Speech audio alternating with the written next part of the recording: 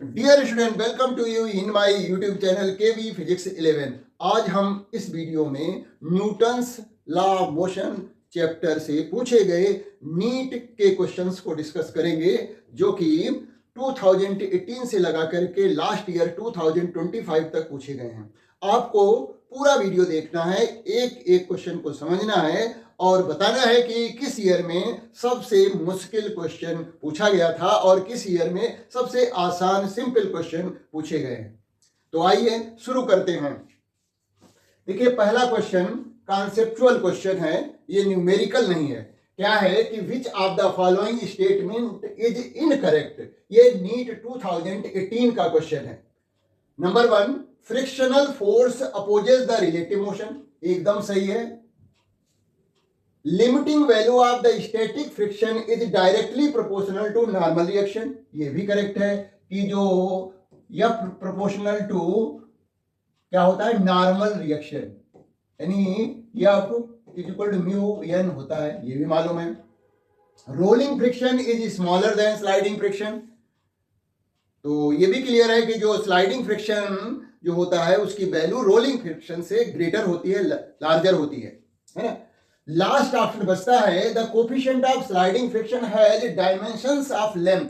इसको जरा चेक कर लेते हैं कि ये क्या कह रहे हैं। कोफिशिएंट ऑफ स्लाइडिंग फ्रिक्शन ये म्यू है, तो म्यू इज इक्वल टू क्या होता है, एफ अपॉन एन, है ना। ये क्या है, ऊपर फोर्स है, फ्रिक्शनल फोर्स है, तो यानी फोर्स है ये तो एक तरह से। और नॉर्मल रिएक्शन भी क्या होता है, फोर्स ही होता है ना। तो फोर्स अपॉन फोर्स, तो ये तो डायमेंशन लेस क्वांटिटी हो गई, डायमेंशन लेस क्वांटिटी, यानी म्यू जो होता है वो तो डायमेंशन लेस क्वांटिटी है, न कि इसके डायमेंशन ऑफ लेंथ के डायमेंशन होंगे, ऐसा पॉसिबल ही नहीं है। तो ये हमारा ऑप्शन इनकरेक्ट हो जाता है। नेक्स्ट क्वेश्चन न्यूमेरिकल है, जो कि 2018 नीट में पूछा गया है। देखिएगा क्या है कि block of mass m is placed on a smooth inclined wedge ABC of inclination theta as shown in figure. Wedge is given an acceleration a towards the right. The relation between a and theta for the block to remain stationary on the wedge. तो यहां पर ये inclined plane है जिस पर एक object जिसका कि मास m है रखा गया है, और इसको इतना तेजी से आगे की तरफ ले जाया जा रहा है जिससे कि ये स्लाइड न करे, नीचे की तरफ न फिसले। और ये कितने एक्सेलरेशन से ले जाया जा रहा है, ए एक्सेलरेशन से ले जाया जा रहा है। तो ऐसी सिचुएशन में पहले हम फ्री बॉडी डायग्राम बनाएंगे। ये क्वेश्चन दो तरह से सॉल्व हो सकता है। तो पहले हम फ्री डायग्राम बनाते हैं, फ्री बॉडी डायग्राम। देखिएगा तो अब यहां पर क्या है कि देखिए इसका वेट डाउनवर्ड एक्ट करेगा, है ना। तो इसका वेट डाउनवर्ड शो कर देते हैं कि mg ये नीचे की तरफ एक्ट कर रहा है। अच्छा, जब इसको इस इंक्लाइंड प्लेन को आगे की तरफ एक्सेलरेशन a से ले जाया जाएगा तो एक सूडो फोर्स लगेगा इसके अपोजिट में, ये सूडो फोर्स हो गया। और इस फोर्स की वैल्यू क्या होगी, m इंटू ए होगा। और इसमें इसका वेट जो है नीचे की तरफ लग रहा है, और इस फ्लोर का, इस सरफेस का जो रिएक्शन होगा वो परपेंडिकुलर टू दिस लगेगा। ये हो गया एन, नॉर्मल रिएक्शन। हम इसको, ये एंगल थीटा है तो ये भी थीटा हो गया, इसको आगे बढ़ा लेते हैं। तो इस नॉर्मल रिएक्शन और इस वेक्टर के बीच ये एंगल थीटा हो जाएगा, वर्टिकली अपोजिट एंगल। अब हम क्या करेंगे कि एन को रिजॉल्व करेंगे टू रेक्टेंगुलर कंपोनेंट में। जो नॉर्मल रिएक्शन है इसको रिजॉल्व कर लेते हैं, तो ये इधर कंपोनेंट आएगा, वो होगा एन कॉस थीटा, है ना। और इसके परपेंडिकुलर एक इधर जाएगा एन साइन थीटा। ये कंपोनेंट इस सूडो फोर्स को बैलेंस करेगा। तो एक तो ये तरीका हो गया। अब यहां पर देखिए कि जो वर्टिकल डायरेक्शन में फोर्स लग रहे हैं वो आपस में बैलेंस्ड होंगे, और हॉरिजॉन्टल डायरेक्शन में जो फोर्स लग रहे हैं वो बैलेंस होंगे। तो इस तरह से हम इसमें पता कर सकते हैं कि कितना एक्सेलरेशन ए होगा, यानी ए और थीटा के बीच रिलेशन पता कर लेते हैं। तो देखिए यहां पर n साइन थीटा जो हॉरिजॉन्टल फोर्स है, n sine theta is equal to किसके इक्वल हो जाएगा, ma के इक्वल हो जाएगा। हॉरिजॉन्टल फोर्स आपस में बैलेंस हो गए। वर्टिकल फोर्स भी बैलेंस होने चाहिए, n cos theta is equal to हो गया mg के, है ना। डिवाइड कर दीजिए तो देखिए ये डिवाइड हो गया, n से n कट गया, ये हो गया tan theta is equal to mass a upon g। तो इससे पता लग रहा है a is equal to g tan theta. ये हमारा रिलेशन आ गया a और थीटा में। तो यहां पर देखिएगा हमारा ऑप्शन जो है लास्ट फोर्थ ऑप्शन करेक्ट है। तो ये मेथड हुआ जब हमने नॉर्मल रिएक्शन को रिजॉल्व किया। दूसरा एक और तरीका हो सकता है mg को रिजॉल्व करें, है ना। देखिएगा mg को रिजॉल्व कैसे करेंगे उसको भी देख लीजिए। रिजल्ट हमारा यही आना है, जो फोर्थ है ये mg है, ये एंगल थीटा हो गया। अब सूडो फोर्स तो लगेगा ही लगेगा अपोजिट डायरेक्शन में, जिस तरफ एक्सेलरेशन लग रहा है उससे अपोजिट में। अब इसको हम क्या करेंगे, mg को रिजॉल्व करते हैं यहां पर। तो mg को टू रेक्टेंगुलर कंपोनेंट में रिजॉल्व करें तो ये कंपोनेंट इधर की तरफ आएगा जो कि होगा क्या, mg cos थीटा, और एक इस तरफ को जाएगा ऐसे mg sin थीटा, है ना। अब इस ma को रिजॉल्व करेंगे, है ना। ये नॉर्मल रिएक्शन इधर लगेगा ही लगेगा। इस फोर्स जो सूडो फोर्स है उसको रिजॉल्व कर रहे हैं, देखिएगा। तो ये एंगल भाई, ये जो फोर्स है हॉरिजॉन्टली जो सूडो फोर्स है वो इस बेस के पैरेलल है, तो ये एंगल करस्पॉन्डिंग एंगल थीटा हो जाएगा। अब इसको ma को रिजॉल्व कर रहे हैं टू रेक्टेंगुलर कंपोनेंट में। एक जो कंपोनेंट होगा वो इस डायरेक्शन में आएगा, जिस डायरेक्शन में mg cos थीटा लग रहा है, ma का कंपोनेंट वो हो जाएगा यहां पर ma sin थीटा, है ना। ma का कंपोनेंट इस डायरेक्शन में और दूसरा कंपोनेंट इधर जाएगा जो कि mg sin थीटा को बैलेंस करेगा, वो हो जाएगा ma cos थीटा। अब यहां पर देखिए सारे फोर्सेस जो है हम देखेंगे कि बैलेंस होने चाहिए। तो ये जो परपेंडिकुलर टू इंक्लाइंड प्लेन जो नॉर्मल लग रहा है, वो नॉर्मल जो है वो इस तरफ को डाउनवर्ड जो फोर्स लग रहे हैं उनको बैलेंस करेगा, मतलब ma sin थीटा और mg cos थीटा को बैलेंस कर लेगा, है ना। अब जो इंक्लाइंड प्लेन के अलोंग जो लग रहे हैं फोर्स वो आपस में बैलेंस होने चाहिए। वो क्या फोर्सेज हैं, वो हैं देखिए mg sin theta is equal to होगा ma cos थीटा, है ना।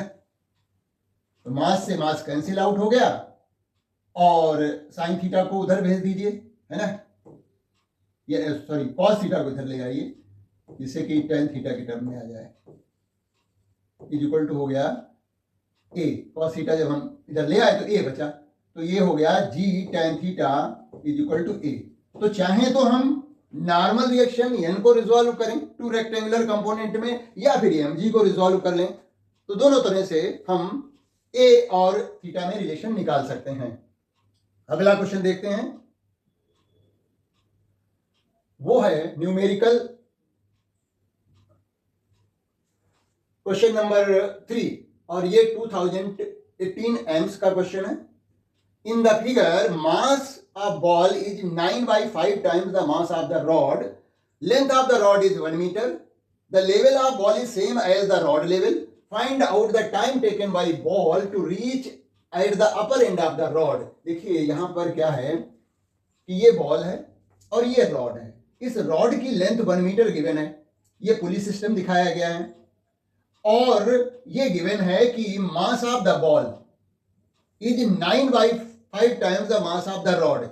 तो हम यदि यहां पर mass of the rod suppose कर लें, let mass of rod is equal to m है, तो मास ऑफ बॉल जो हो जाएगी, mass of ball is equal to हो जाएगी 9/5m। ये अब करना क्या है कि देखिए ये बॉल जो है यहां से मूव करके यहां तक पहुंचेगी, है ना। तो रॉड के अपर एंड पे पहुंचनी है, तो इसका मतलब बॉल तो ऊपर जानी चाहिए, है ना, और रॉड नीचे आनी चाहिए। तो इसी को माइंड में रखते हुए हम इसको सॉल्व करेंगे। देखिएगा, तो इसका वेट नीचे की तरफ एक्ट करेगा बॉल का। देखिए बॉल मैंने यहां बना ली, ये बॉल है, और इसका वेट नीचे की तरफ एक्ट कर रहा है जो कि 9/5m और g होगी, और इस पर टेंशन लगेगा इधर की तरफ। तो टेंशन कितना लगेगा ये ध्यान देना है हमें। देखिएगा यहां पर T टेंशन है, मान लिया यहां भी T है, तो यहां कितना होगा 2T होगा टेंशन, तो इधर भी 2T ही लगेगा, है ना, 2T टेंशन इधर भी लगेगा, तो ये हो जाएगा 2T। अब रॉड का भी फ्री बॉडी डायग्राम बना लें, है ना। तो रॉड ये हो गई, इसकी लेंथ 1 मीटर है, 1 मीटर है, वेट नीचे की तरफ लगेगा जो कि mg होगा, और जिससे हैंग किया गया है उसमें टेंशन T है। तो ये फ्री बॉडी डायग्राम रॉड का हो गया। ये बॉल ऊपर जा रही है, इसमें एक्सेलरेशन a1 है, और रॉड नीचे आ रही होगी जिसमें कि एक्सेलरेशन a2 है। हमें a1 और a2 का रिलेशन भी मालूम होना चाहिए। ये बॉल ऊपर जा रही है a1 एक्सेलरेशन से, और ये जो सिस्टम है नीचे की तरफ जो है पूरा, देखिए ये फिक्स्ड है, ये फिक्स्ड पुली है ना। ये जो रॉड अटैच्ड है वो फिक्स्ड पुली से अटैच्ड है, जबकि बॉल जो है मूवेबल पुली से अटैच्ड है, क्योंकि ये नीचे पूरा सिस्टम जाएगा, है ना। अब यहां पर ये देखना है कि देखिए ये तो एक्सेलरेशन ए से ऊपर जा रही है बॉल, तो यहां पर एक्सेलरेशन कितना होगा, यहां पर a1 होगा एक्सेलरेशन, और क्योंकि एक तरफ फिक्स्ड है तो इस तरफ का एक्सेलरेशन हम 0 मान लेते हैं। यहां पर एक्सेलरेशन 0 है, जबकि यहां पर एक्सेलरेशन हम a2 ले लेते हैं, a2, यानी रॉड का एक्सेलरेशन हमने a2 लिया है। तो यहां पर रिलेशन क्या होगा, देखिए a1 है ये वाला, इससे कंफ्यूज नहीं होना। ये देखिएगा, ये हमारा ये जो मैंने शो कर रखा है वो इसका बॉल का है a1, ठीक है। तो a1 यहां पर है, तो a1 इज इक्वल टू हो जाएगा, a1 इज इक्वल टू हो जाएगा a2 प्लस इधर कितना है 0/2। तो इस तरह से क्रॉस मल्टीप्लाई करें तो a2 is equal to 2a1 हो गया। ये हमें यूज करना है क्या, कि a2 यानी रॉड का जो एक्सेलरेशन है वो 2 times of the acceleration produced in the ball, है ना। a2 is equal to 2a1, ये हमें यूज करना है। अब हम इन फ्री बॉडी डायग्राम की हेल्प से इक्वेशन ऑफ मोशन बनाते हैं।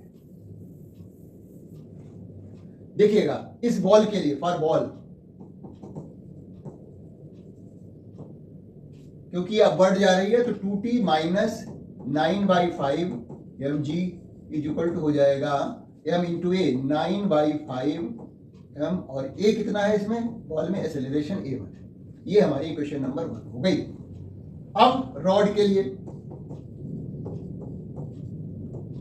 देखिए, रॉड डाउनवर्ड जा रही है तो इसलिए हमें लेना पड़ेगा mg minus t is equal to ma2, और a2 की जगह पर 2a1 लिख लेते हैं। mg minus t is equal to m into 2a1, mg minus t is equal to 2ma1। ये सेकेंड इक्वेशन हुई। अब हमें फर्स्ट और सेकेंड को सॉल्व करना है, एक्सेलरेशन पता करना है ना, क्योंकि यहां पर जब ये बॉल इस रॉड को क्रॉस करेगी, यहां से चल करके अपर एंड पे पहुंचेगी, तो यहां पर रिलेटिव एक्सेलरेशन से ये रॉड को क्रॉस करेगी, रिलेटिव एक्सेलरेशन। तो हमें a1 और a2 दोनों मालूम होने चाहिए। a1 अपवर्ड की डायरेक्शन में है, a2 डाउनवर्ड डायरेक्शन में है, तो किस एक्सेलरेशन से ये रॉड को क्रॉस करेगी बॉल, ये पता करने के लिए हमें वो रिलेटिव एक्सेलरेशन निकालना होगा, है ना। तो इसलिए हमें a1 और a2 acceleration in the ball, acceleration in the rod, दोनों निकालने हैं। तो ये इक्वेशन में 2t है, तो इसका मतलब इसको हम 2 से मल्टीप्लाई कर दें तो ये t और t कैंसिल हो जाएगा, क्योंकि t हमें नहीं निकालना है। तो हम यहां पर इसको 2 से मल्टीप्लाई कर दे रहे हैं, तो 2mg minus 2t is equal to हो जाएगा 4ma1। अब इस इक्वेशन को और फर्स्ट इक्वेशन को, सेकेंड और फर्स्ट को ऐड कर देते हैं। इस और इस इक्वेशन को adding, equation first and second, on adding equation 1 and 2 दिखेगा, t से 2t से 2t कैंसिल हो जाएगा, ये mg कॉमन हो जाएगा, यहां पर ये माइनस का है तो हमें मिलेगा mg common 2 minus 9/5 is equal to, ये देखिए दोनों में ma1 कॉमन है तो ma1 ब्रैकेट में आएगा 9/5 प्लस 4, मास से मास कैंसिल आउट हो गया, तो ये हो जाएगा, देखिए 10 माइनस 9 1 होगा, यानी g/5 इधर आ जाएगा, g/5 इज इक्वल टू हो जाएगा, ये हो जाएगा 29/5 a1 हो गया।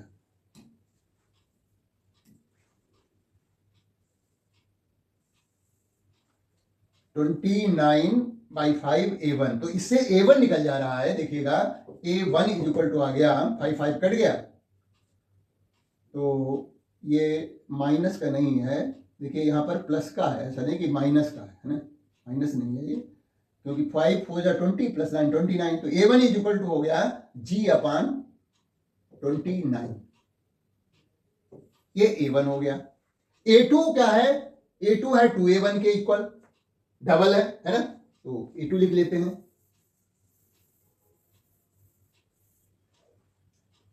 तो a2 is equal to 2a1 is equal to 2g/29।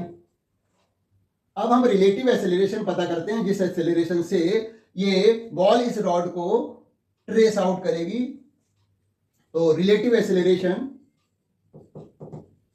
a is equal to हो जाएगा, देखिए ये बॉल अपवर्ड जा रही है तो इसको हम a1 को पॉजिटिव ले लेते हैं और a2 को निगेटिव ले लेते हैं, a2 इसको निगेटिव लेते हैं, ये पॉजिटिव हो जाएगा, रिलेटिव एक्सेलरेशन हो जाएगा a1 minus a2।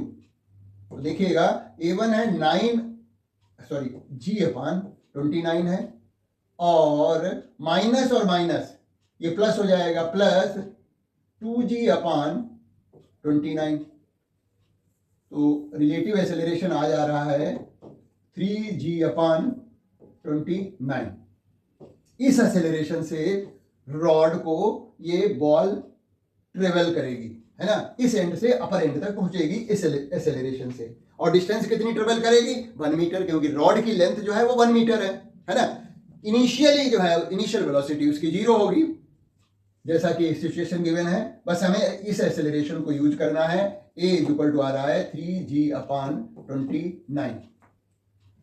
Second equation of motion हम यूज करें और उससे टाइम निकाल लें, ठीक है, देखिएगा, तो s is equal to ut plus half at², s कितना है 1 मीटर है, u 0 है, प्लस 1/2, a की वैल्यू आई थी 3g की वैल्यू हम 3g पहले लिख लेते हैं, 3g/29 इंटू t², ये हो गया 1/2 इंटू 3 इंटू 10/29 इंटू t², इसको कट कर दीजिए, तो ये हो गया 15/29, t² इज इक्वल टू 1, तो t² इज इक्वल टू कितना हो जाएगा, देखिए t² इज इक्वल टू हो जाएगा 29/15, तो t इज इक्वल टू हो गया √29/15, ये अप्रोक्सीमेटली इक्वल टू क्या है, 15 तो 30 होता है, 2 के इक्वल है,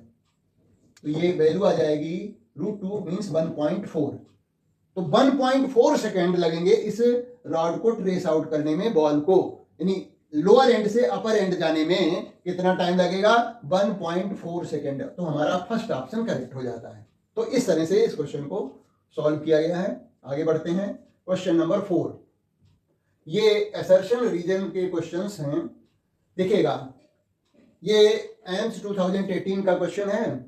angle of repose is equal to angle of limiting friction. तो ये तो सभी जानते हैं कि angle of repose is equal to angle of friction होता है ना। फिर रीजन दिया गया, when a body is just at the point of motion the force of friction of this stage is called a limiting friction. जब कोई object को हम किसी इंक्लाइंड प्लेन पे रखते हैं और इसका इंक्लिनेशन ऐसा एडजस्ट करते हैं, थीटा को इस तरह से एडजस्ट करते हैं कि इस पर रखा हुआ object just begin to move down, तो जब ये स्लाइड करने लगता है नीचे की तरफ, जस्ट स्टार्ट मूविंग डाउनवर्ड, तो उस समय जो थीटा होता है उसी को हम एंगल ऑफ रिपोज कहते हैं।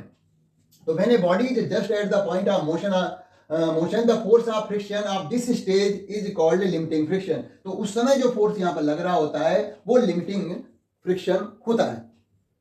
तो यहां पर हमें मोस्ट एप्रोप्रिएट आंसर देखने हैं। तो देखिएगा, देखिए फर्स्ट तो बिल्कुल सही है, सेकंड भी सही है ना। तो both assertion and reason are correct and reason is the correct explanation of assertion।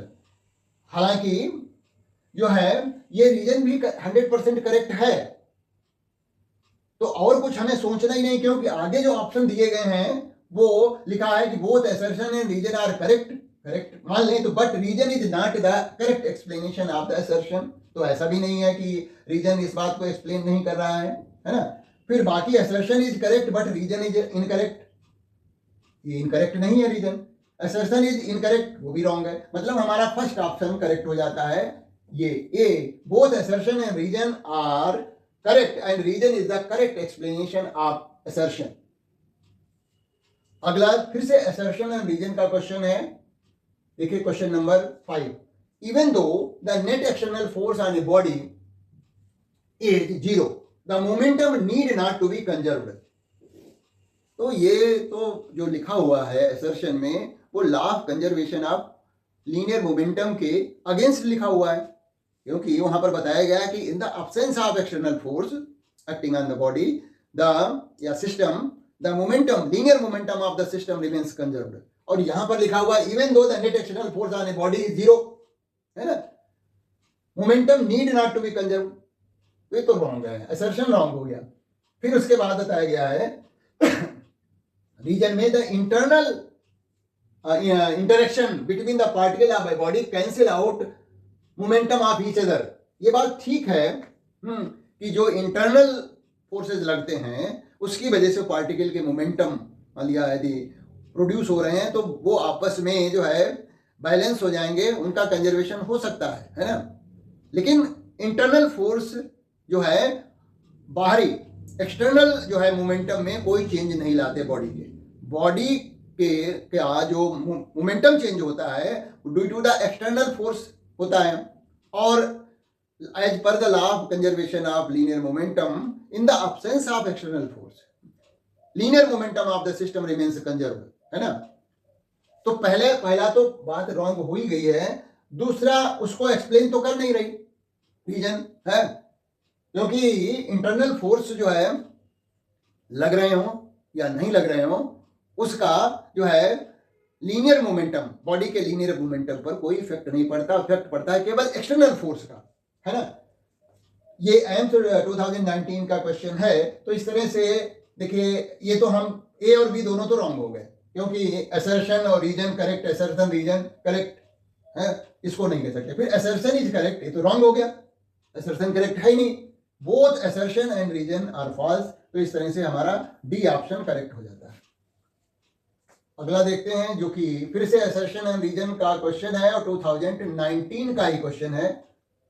देखिएगा, a glass wall is dropped on concrete floor can easily get broken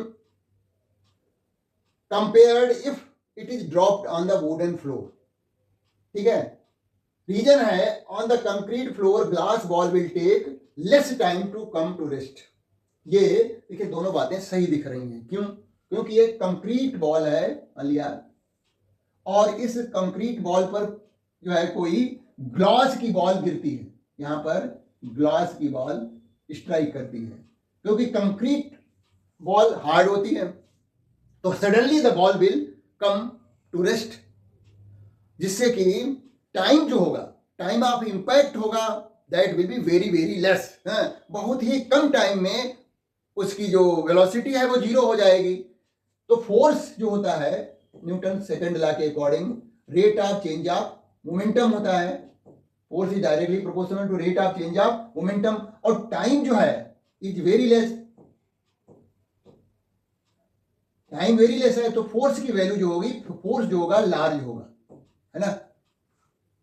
अच्छा, जब फोर्स लार्ज लगेगा इस ग्लास बॉल पर तो ये ब्रेकअप हो जाएगी। यहां पर देखिए वुडन फ्लोर है, मान लिया वुडन फ्लोर पे ये उतना हार्ड नहीं होगा, तो बॉल को रेस्ट में आने में थोड़ा ज्यादा टाइम लगेगा in comparison to the concrete floor. तो यहां पर टाइम की वैल्यू जो है इसके कंपेरिजन में, कंक्रीट के फ्लोर के कंपेरिजन में लार्ज लगेगा। यहां पर टाइम जो होगा वो लार्ज होगा जब वही बॉल वुडन फ्लोर पे गिरेगी, वो थोड़ा कंप्रेस हो जाएगा ना, इसलिए उसको रेस्ट में आने में थोड़ा ज्यादा टाइम लगेगा, जिससे कि यहां पर बॉल पर फोर्स कम लगेगा, जिससे कि वो हो सकता है कि ब्रेक ना हो, है ना। तो यही बात यहां पर रीजन में बताई गई है। On concrete floor glass ball will take less time to come to rest. तो यहां टाइम जो है कम लगने की वजह से rate of change of momentum large हो जाएगा, जिससे कि फोर्स लार्ज लगेगा और ये ब्रेक हो जाएगी, और वुडन फ्लोर पर फोर्स कम लगेगा क्योंकि जो इंपैक्ट टाइम है वो लार्ज है।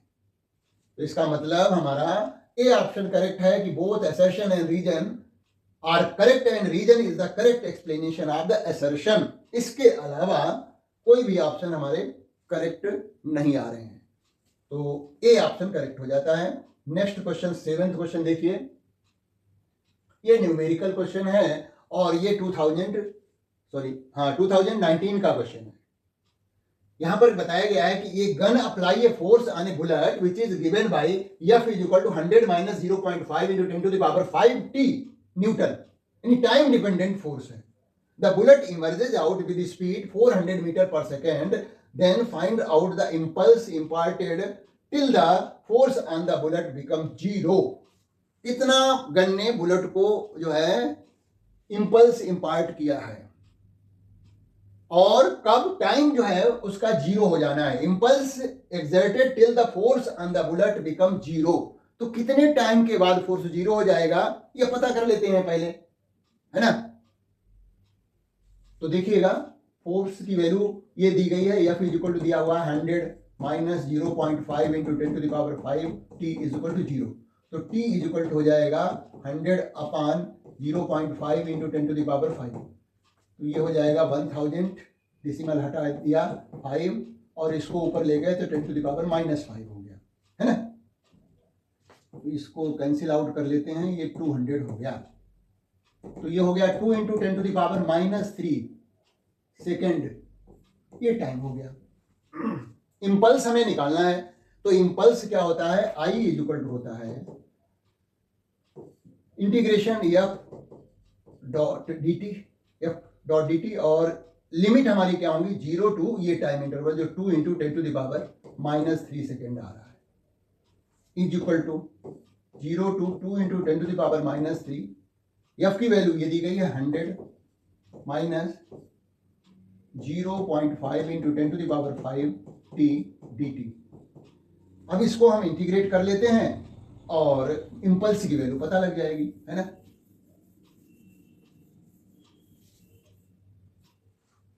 तो देखिएगा इसको इंटीग्रेट करना है, तो ये टर्म हमारा ये है 100 into dt होगा, मतलब देखिएगा 0 to 2 into 10 to the power -3, ये हो गया 100 dt, और ये है माइनस का 0 to 2 into 10 to the power -3.5 into 10 to the power 5 t dt, है ना।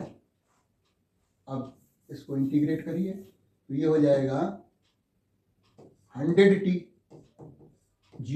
0 to 2 into 10 to the power -3 minus ये हो जाएगा 0.5 into 10 to the power 5, और ये हो जाएगा T square upon T D T का integration 0 to 2 into 10 to the power -3।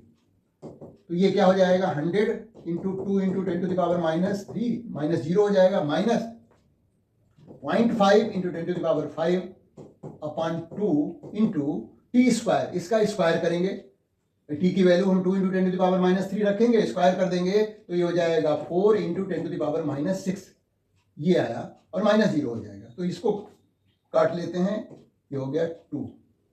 Solve करेंगे तो ये देखिए 10⁻³ है, ये 200 है, तो यहाँ पर 1000 से डिवाइड करेंगे 2 को, तो ये 200 को, तो 0.2 आएगा, माइनस यहाँ देखो क्या हो रहा है 5 2 10 यानी 1 हो जा रहा है, और 10⁻⁵ और 10⁻⁶ यानी 10⁻⁻1 केवल बच रहा है, मतलब 0.1 बच रहा है। तो 0.2 minus 0.1 is equal to 0.1 newton second. तो हमारा सी ऑप्शन करेक्ट हो जाता है। अगला देखिए 2000, ये 19 का क्वेश्चन था, और अगला क्वेश्चन बहुत ही सिंपल है, 2020 का क्वेश्चन है। ये क्या है कि 2 bodies of mass 4 kg and 6 kg are tied to the ends of a massless string. The string passes over a pulley which is frictionless. ये पुली के ऊपर से एक स्ट्रिंग पास हो रही है, फ्रिक्शनलेस है। The acceleration of the system in the terms of the acceleration due to gravity g is, तो यहाँ पर एक्सेलरेशन पता करना है। यदि आपको डायरेक्ट फार्मूला मालूम है तो लगा सकते हैं, एक्सेलरेशन इज इक्वल टू होता है ऐसी सिचुएशन में, ये मान लिया हमारा m2 है, क्योंकि ये डाउनवर्ड जाएगा, ये m1 ये ऊपर जाएगा, है ना, तो m2 माइनस m1 इंटू जी अपान m1 प्लस m2 होता है ना, तो 6 माइनस 4 इंटू 10 तो जी के टर्म्स में ही पता करना है ना, जी के टर्म्स में पता करना है, इंटू जी अपान ये हो जाएगा 6 प्लस 4 10, तो 2g अपान 10, तो g अपान 5, आंसर हो गया बी पार्ट। यदि नहीं ऐसे आता है तो इक्वेशन ऑफ मोशन बना लेते हैं और उससे भी सॉल्व कर सकते हैं, कोई दिक्कत नहीं है। देखिए यहाँ पर टेंशन टी है, तो यहाँ भी टेंशन टी होगा, इसकी इक्वेशन ऑफ मोशन लिखें तो ये हमारा हो जाएगा, देखिए 4g इंटू 10 यानी 40 न्यूटन नीचे की तरफ फोर्स लगेगा, और यहाँ पर नीचे की तरफ फोर्स लगेगा 6 इंटू 10, 6 नहीं 10 नहीं लेना है, जी के टर्म्स में निकालना है, सॉरी। तो हम क्या करेंगे, इसको क्लीन कर देते हैं। यहाँ पर फोर्स लगेगा 4g, यहाँ पर लगेगा 6g, यहाँ टेंशन t, यहाँ tension t। Equation of motion इसकी बनाएं, ये एक्सेलरेशन सिस्टम में ए एक्सेलरेशन प्रोड्यूस हो रहा है, ए एक्सेलरेशन से ऊपर जा रहा है, तो इसलिए हमें इसको t minus 4g is equal to 4a लिखना पड़ेगा, इक्वेशन नंबर 1। दूसरी इस बॉडी के लिए, दूसरी बॉडी के लिए, क्योंकि ये डाउनवर्ड जा रही है तो इसलिए हो जाएगा 6g minus t is equal to क्या हो जाएगा 6a।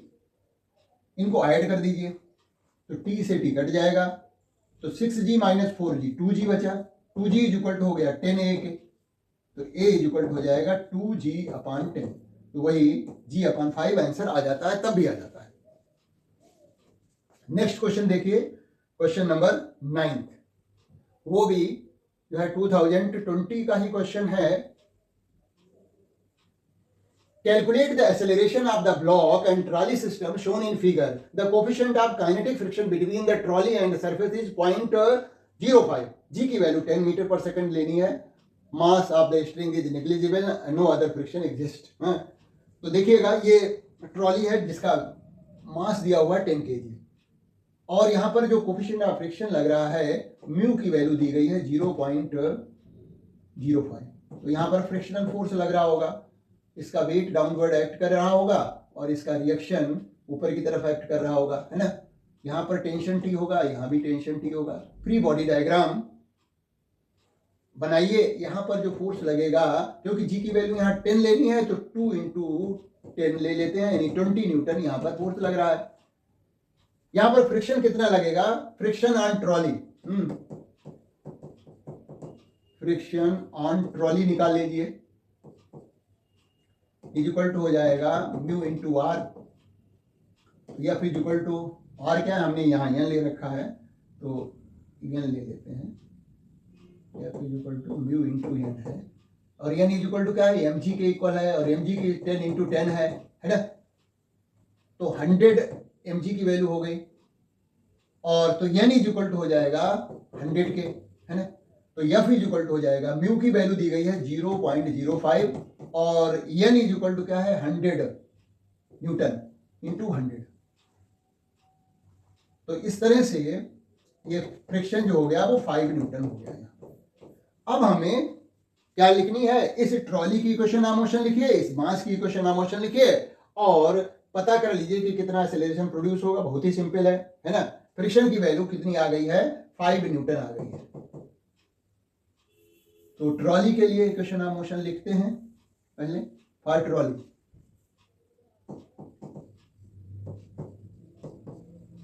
देखिए इधर फोर्स लग रहा है D और इधर फ्रिक्शनल फोर्स F लग रहा है।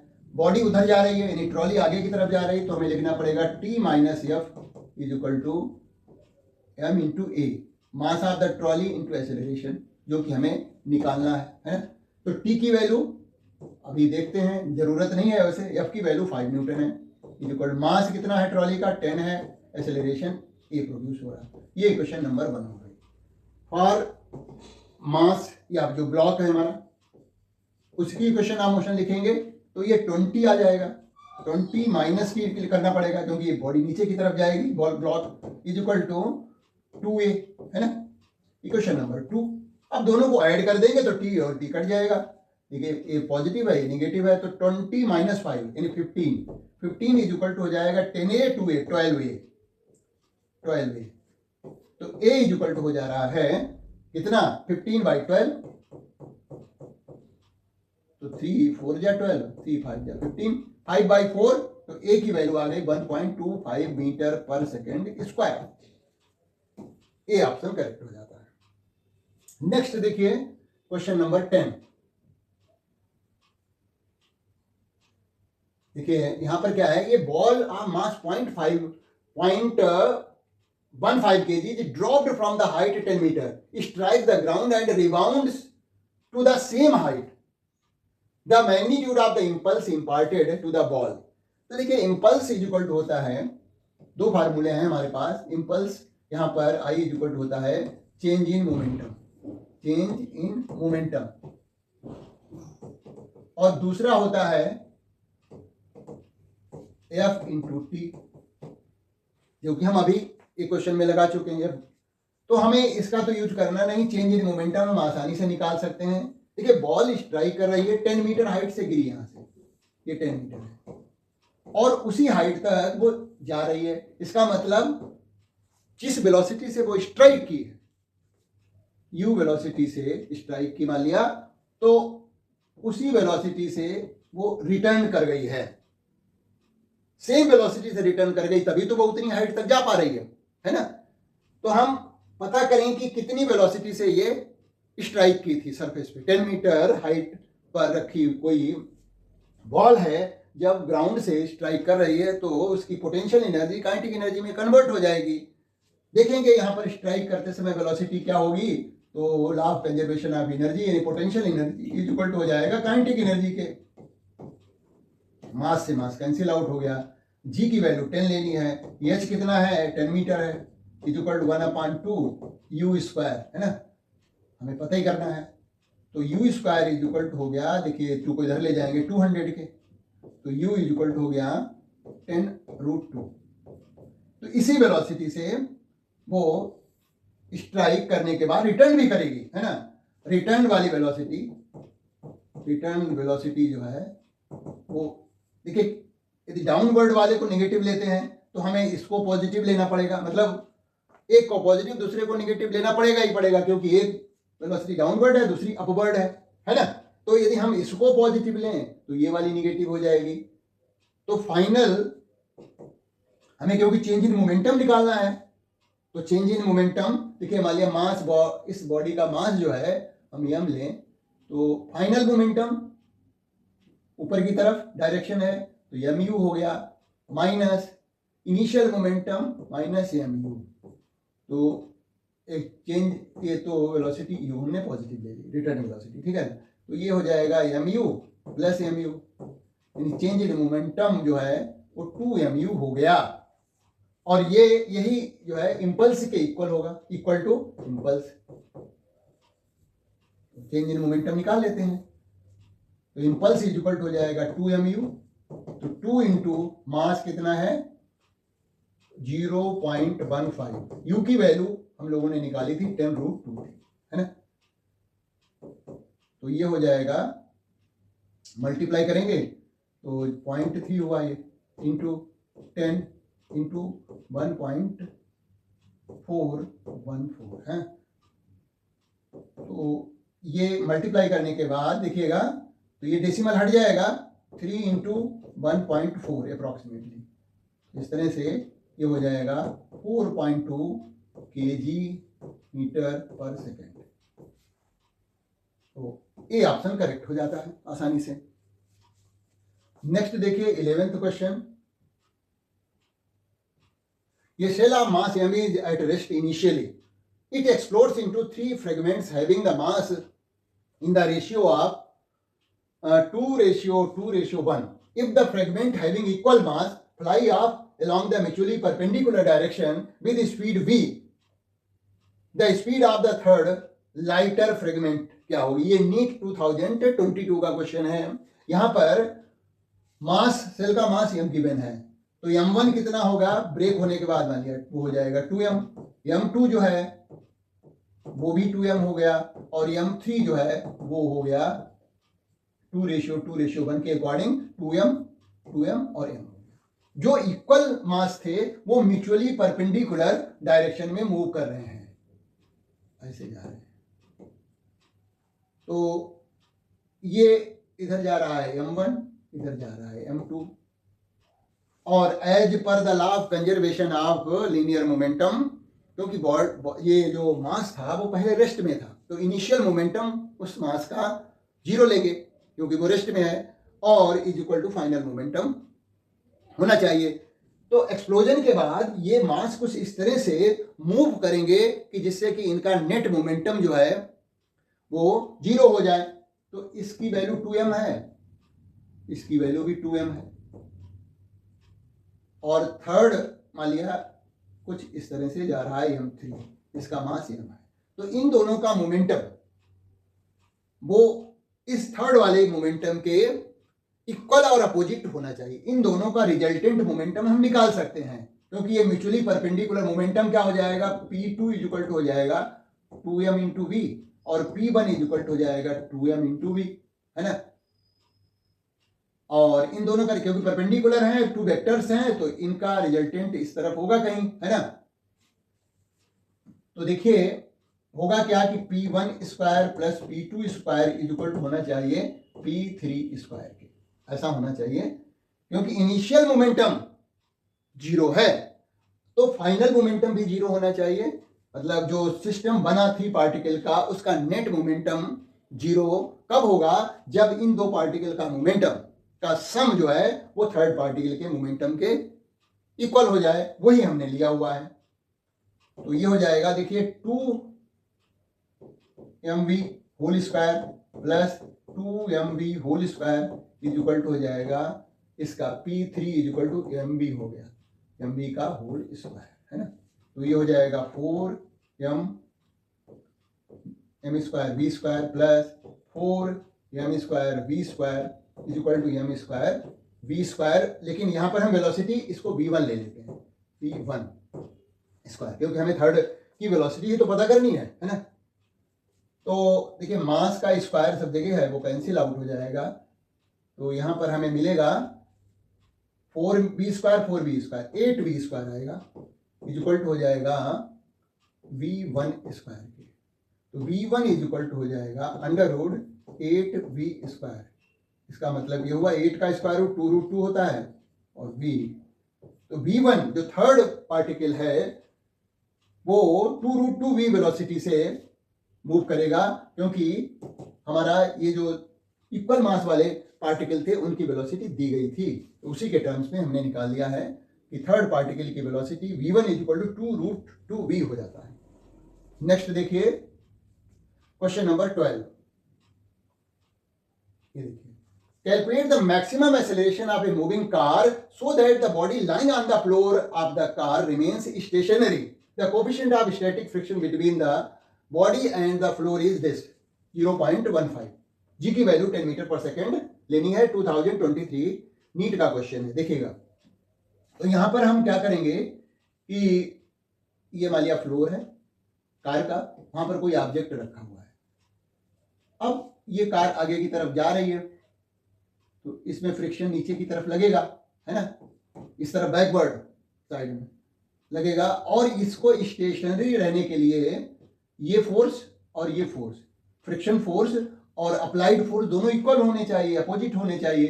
तो नीचे वेट लगेगा इसका और ये रिएक्शन, ये बैलेंस हो जाएगा, N is equal to M G हो जाएगा।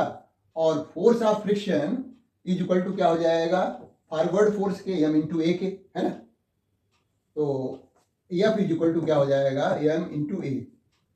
Force of friction mu M G के इक्वल होता है, is equal to M into A. Mass से मास कैंसिल आउट हो गया। म्यू की वैल्यू जो है वो गिवन है 0.15। जी की वैल्यू 10 लेनी है, इज इक्वल टू हो जाएगा ए के। तो ए इज इक्वल टू हो जाएगा 1.5 मीटर पर सेकेंड स्क्वायर। ये 2023 का क्वेश्चन था, बहुत आसान सिंपल सा क्वेश्चन था। आगे बढ़ते हैं और एक और सिंपल क्वेश्चन नंबर 13 देखते हैं, देखिएगा। A horizontal force of 10 Newton is applied to a block A as shown in figure.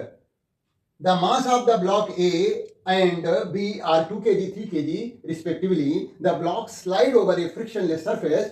The force exerted by the block A on block B. तो ये देखिए 2 kg का एक ब्लॉक है, एक 3 kg का ब्लॉक है और इस पर 10 न्यूटन का फोर्स अप्लाई किया गया है। तो यहाँ पर देखिए हम फ्री बॉडी डायग्राम बनाते हैं इस 2 kg बॉडी का। 2 kg, इधर से 10 न्यूटन फोर्स लग रहा है, इधर से ये बी बॉडी पुश करेगी और मान लिया इधर से फोर्स एफ लग रहा है। बी बॉडी ये फ्रिक्शनलेस सरफेस पे रखे हुए हैं, इनका वेट आपस में वेट और रिएक्शन आपस में बैलेंस हो जाएंगे। भाई वेट इसका डाउनवर्ड एक्ट करेगा और उस फ्लोर का रिएक्शन जो होगा वो अपवर्ड होगा, क्योंकि बैलेंस हो जाएगा, है ना। तो यही दो फोर्स इस पे अनबैलेंस लग रहे होंगे। पूरे सिस्टम पे कितना फोर्स लग रहा है, वो 10 न्यूटन का लग रहा है। तो कितना एक्सेलरेशन प्रोड्यूस होगा वो पहले पता कर लीजिए, है ना। तो F is equal to M A होता है, 10 न्यूटन है फोर्स और मास कितना है, टोटल सिस्टम का वो 5 है, 2 + 3 इंटू ए। तो ए इज इक्वल टू हो गया 10/5, मैंने 2 मीटर पर सेकेंड स्क्वायर का एक्सेलरेशन प्रोड्यूस होगा। अब इस बॉडी के फ्री बॉडी डायग्राम के अकॉर्डिंग इसकी इक्वेशन ऑफ मोशन लिख लीजिए। हमें निकालना block slide over the frictionless surface, the force exerted by the block A on block B. A वाला बी पर कितना फोर्स अप्लाई करेगा, वो उतना ही करेगा जितना ए वाला बी वाला ए पर कर रहा है। भाई एक्शन और रिएक्शन यहां पर लग रहे होंगे इन दोनों के बीच में। ए जितना फोर्स अप्लाई करेगा ठीक उतना ही बी भी अप्लाई करेगा। तो इसीलिए हमने एक फोर्स बी की तरफ से लगने वाला रिएक्शन फोर्स जो है हमने एफ ले लिया है। ए भी बी पर इतना ही फोर्स लगाएगा और इसी को हमें निकालना है। तो ये हो जाएगा, देखिए 10 - F is equal to mass into acceleration, M into A. Mass कितना है, 2 kg है, तो 10 - F is equal to mass 2, acceleration कितना 2, ये निकाल चुके हैं पहले। तो एफ इज इक्वल टू हो जाएगा 10 - 4 इज इक्वल टू एफ हो गया, तो ये हो गया 6 इज इक्वल टू एफ। मतलब ए बॉडी बी पर 6 न्यूटन का फोर्स लगाएगी और बी बॉडी भी ए पर 6 न्यूटन का फोर्स लगाएगी। तो इस तरह से सी पार्ट हमारा सही हो जाता है। ये बात करते हैं लास्ट 2 क्वेश्चंस की जो कि लास्ट ईयर पूछे गए हैं 2025 में। तो ये क्वेश्चन है कि there are 2 inclined surfaces of equal length L and same angle of inclination 45 with the horizontal, one of them is rough and other is perfectly smooth. A given body takes 2 times as much time to slide down on a rough surface than on the smooth surface. The coefficient of kinetic friction mu between the objects and the rough surface हमें निकालना है। तो यहां पर देखिए क्या है कि एक सरफेस जो है स्मूथ है और दूसरा रफ है। एक मान लिया ये हमारा स्मूथ सरफेस है और दूसरा जो है वो रफ सरफेस है, ये रफ सरफेस है। ये एंगल 45 गिवन है, यहाँ पर ये भी 45 गिवन है। इसकी लेंथ जो सरफेस की है वो यल गिवन है। अब हमें इस रफ सरफेस का म्यू निकालना है, कोफिशिएंट ऑफ फ्रिक्शन निकालना है, kinetic friction, coefficient of kinetic friction. तो इसके लिए हमें पहले क्या करना पड़ेगा, टाइम निकालना पड़ेगा कि रफ सरफेस और स्मूथ सरफेस पे कोई बॉडी टाइम कितना लेती है। अच्छा, टाइम पता करने के लिए हमें एक्सेलरेशन मालूम होना चाहिए कि स्मूथ सरफेस पे कितना एक्सेलरेशन प्रोड्यूस होता है और रफ सरफेस पे कितना एक्सेलरेशन प्रोड्यूस होता है। यदि आपको डायरेक्ट फार्मूला मालूम है तो उसको अप्लाई कर सकते हैं, नहीं तो समझ लीजिए। देखिए, फॉर स्मूथ सरफेस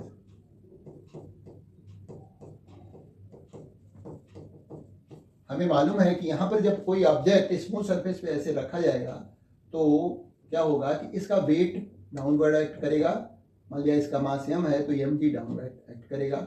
ये नॉर्मल रिएक्शन हो गया। ये एंगल 45 है तो ये भी 45 डिग्री होगा, है ना।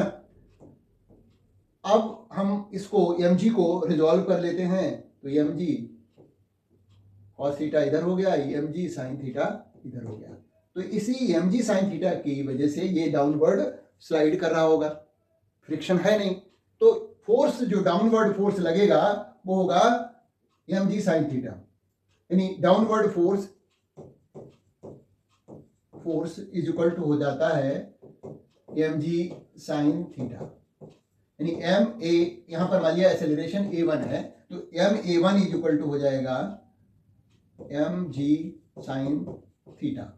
साइन थीटा की वैल्यू 45 गिवन है तो मास कैंसिल हो गया। तो स्मूथ सरफेस पे जो एक्सेलरेशन प्रोड्यूस होता है बॉडी में वो g sin थीटा के इक्वल होता है। ये हमें पहले से मालूम होना चाहिए। अच्छा, अब हम रफ सरफेस पे कितना एक्सेलरेशन प्रोड्यूस होगा वो भी निकाल के समझा देते हैं। देखिएगा, देखिए मान लिया ये रफ सरफेस है, हम इसको इधर बना लेते हैं। ये सरफेस रफ है, ये एंगल 45 डिग्री है, हम इसको थीटा लेकर के सॉल्व कर रहे हैं। देखिए मान लिया ऑब्जेक्ट यहाँ पर रखा हुआ है तो इसमें नेट डाउनवर्ड फोर्स कितना लगेगा ये हमें निकालना पड़ेगा एक्सेलरेशन पता करने के लिए।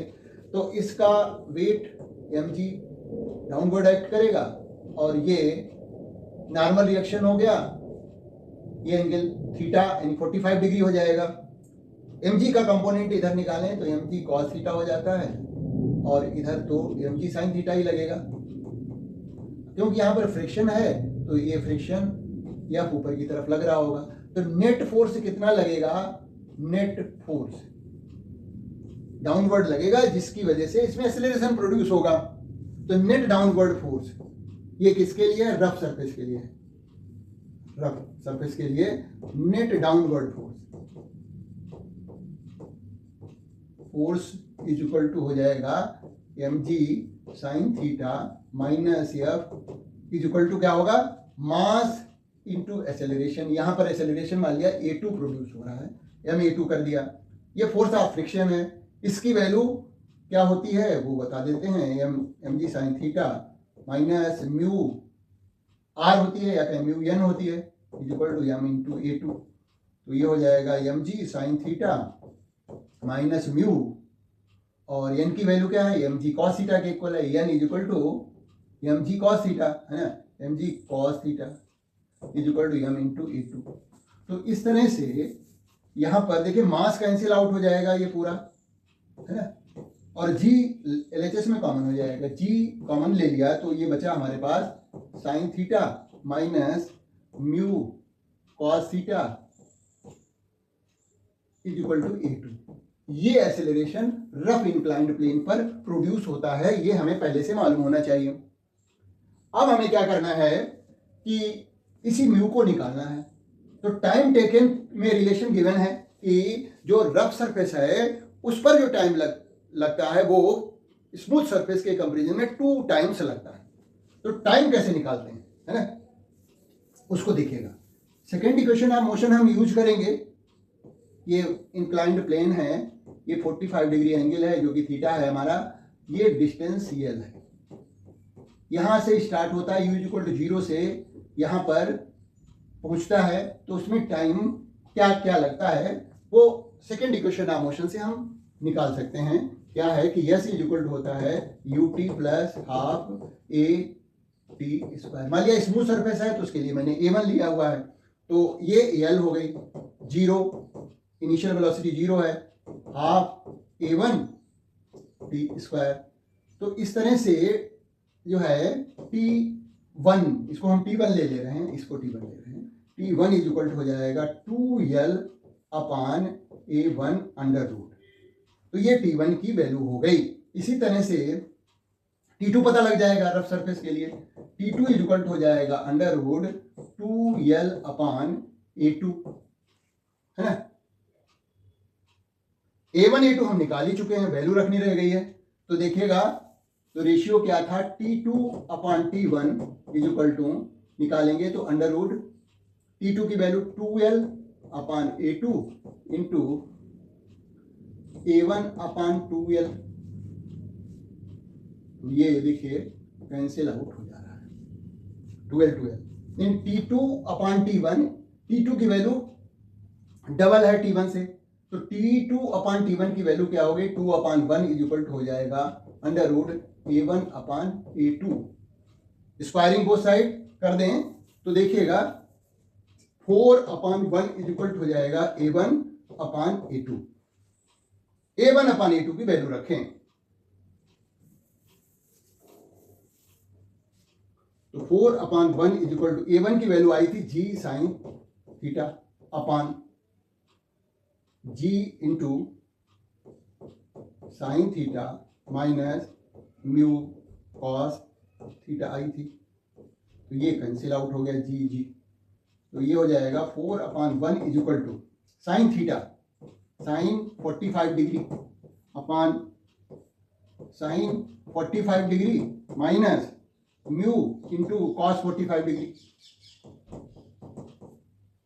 तो ये हो जाएगा 1 अपान रूट 2, और इधर आ जाएगा, देखिएगा ये आ जाएगा 1, इसको इधर लिख लेते हैं 1 अपान रूट 2, और यहां पर आएगा ब्रैकेट में 1 upon root 2 minus mu upon root 2, है ना। अब 4 upon 1 is equal to, solve करिए तो 1 अपान रूट 2 ब्रैकेट में एलसीएम रूट 2 हो जाएगा, और 1 माइनस म्यू, ये रूट टू कैंसिल आउट हो जाएगा। बस अब हमें क्या करना है, क्रॉस मल्टीप्लाई ही तो करना है। डिनोमिनेटर 1 माइनस म्यू बचता है तो क्रॉस मल्टीप्लाई कर दीजिए, 4 into 1 minus mu is equal to है 1k। तो 4 minus mu, sorry 4 mu, 4 minus 4 mu, 4 minus 4 mu is equal to 1। तो 4 इसको इधर ले आइए, 1 इज इक्वल टू 4 म्यू। तो म्यू इज इक्वल टू हो जाएगा 3 अपान 4, तो म्यू इज इक्वल टू होगा 0.75। ये हमारा ऑप्शन फर्स्ट वाला करेक्ट हो जाता है। नीट 2025 का क्वेश्चन था। एक क्वेश्चन और है लास्ट ईयर का ही,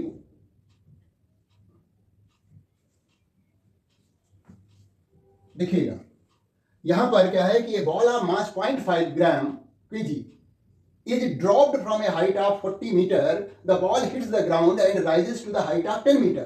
The impulse imparted to the ball during its collision with the ground. G की वैल्यू 9.8 लेनी है। तो यहां पर हमें क्या करना पड़ेगा, बॉल जब स्ट्राइक कर रही है सरफेस पे 40 मीटर डिस्टेंस ट्रेवल करने के बाद, तो यहां पर वेलोसिटी क्या थी, और जब वो स्ट्राइक होने के बाद रिबाउंस हुई तो वो 10 मीटर तक ही गई है। तो इसका मतलब ये जो रिबाउंस की वेलोसिटी होगी वो डिफरेंट होगी। तो यहां पर पहले वेलोसिटी यू निकालिए, यहां इसको हम वी ले लेते हैं कि रिबाउंस हो रही है वो भी वेलोसिटी से, स्ट्राइक कर रहे हैं यू वेलोसिटी से। तो यहां पर हम कंजर्वेशन लॉ ऑफ एनर्जी लगाते हैं, पोटेंशियल एनर्जी काइनेटिक एनर्जी में कन्वर्ट होगी। तो इस केस में हम पहले देखिए हमें निकालना है क्या, impulse imparted. Impulse imparted is equal to होता है चेंज इन मोमेंटम। तो चेंज इन मोमेंटम पता करने के लिए स्ट्राइकिंग वेलोसिटी और रिबाउंसिंग वेलोसिटी हमें पता होनी चाहिए, है ना। तो इसके लिए हमने कहा, लिखा mgh is equal to half mu square. First case है, मास से मास कैंसिल आउट हो गया। g की वैल्यू हमें 9.8 लेने को कहा गया है, इंटू 40 इज इक्वल टू हो जाएगा 1/2 इंटू यू स्क्वायर। 2 को इधर भेज दीजिए, 9.8 इंटू 80 इज इक्वल टू हो गया यू स्क्वायर की। तो ये हमारा हो गया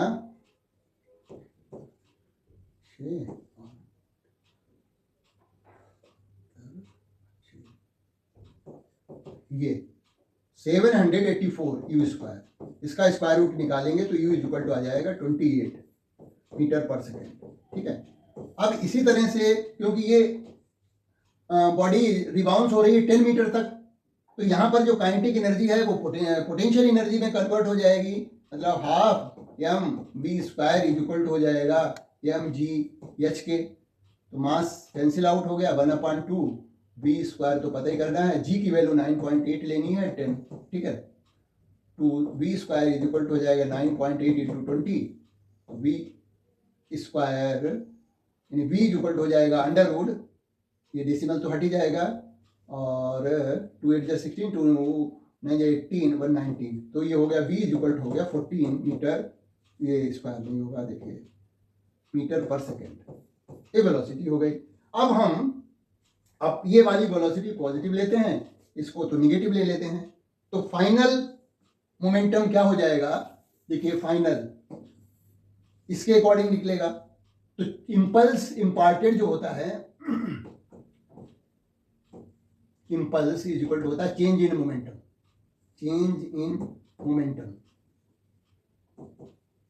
वो हो जाएगा फाइनल मोमेंटम माइनस, और ये निगेटिव ले लेते हैं, तो अपवर्ड जो है हमने पॉजिटिव लिया है, तो डाउनवर्ड जब नीचे आया था ये निगेटिव ले रहे हैं, तो माइनस एम यू, ये हो जाएगा M V plus M U, है ना। मास कॉमन ले सकते हैं, वी प्लस यू, मास कितना है 0.5 kg है, तो 0.5 kg। वेलोसिटी, फाइनल वेलोसिटी 14 है और इनिशियल वेलोसिटी 28 आई थी। तो इस तरह से हमारा जो है इम्पल्स की वैल्यू आ जा रही है, इम्पल्स आई इज इक्वल हो जा रहा है 0.5 इंटू 42 हो गया ये, तो ये हो जाएगा 21 न्यूटन सेकेंड। तो इस तरह से लास्ट ईयर तक के मैंने सारे क्वेश्चन डिस्कस कर दिए हैं। मेरी समझ से बहुत ही आसान ज़्यादातर क्वेश्चन थे, और थोड़ी प्रैक्टिस कर लें इसी टाइप के क्वेश्चंस की, तो मेरी समझ से ऐसा कोई क्वेश्चन नहीं होगा जो कि नीट में आपसे सॉल्व ना हो जाए।